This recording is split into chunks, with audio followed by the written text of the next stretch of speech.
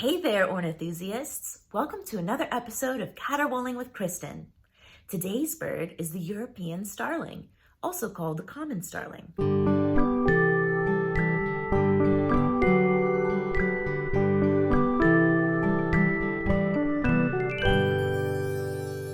The North American origin story for this bird is pretty interesting.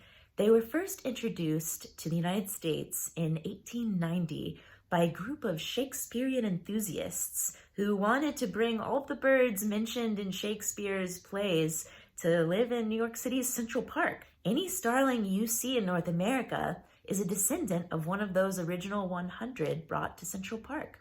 They're now considered an invasive species due to the competition they raise with other native species who nest in holes and cavities.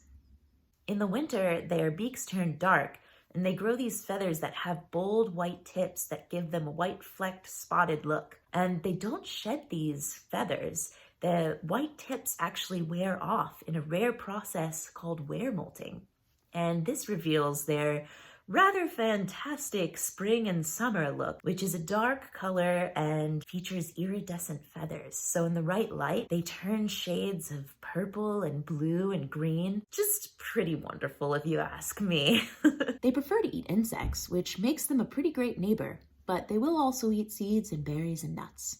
In their songs, they can mimic sounds of up to 20 other bird songs, and they make a lot of other rattles and whistles and murmurs. A flock of starlings is called a murmuration. They'll gather in the thousands in the fall and winter and fly in these synchronized fluid-like patterns in the sky, like a ribbon floating in the wind, and expand and contract into a tiny ball in an instant and somehow not run into each other. It's one of the most amazing phenomena in nature.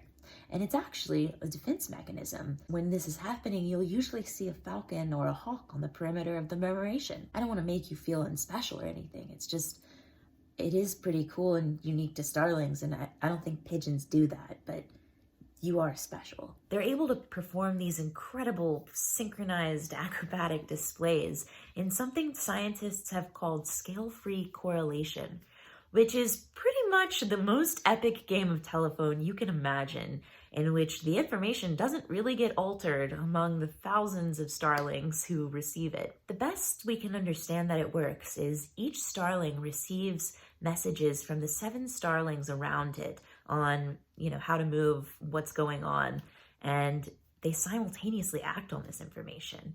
This spreads across the entire flock of thousands very quickly. The sounds they make are just about as varied as the snowflakes in the sky, but this is my best take at imitating some of the sounds of one of the world's greatest mimics.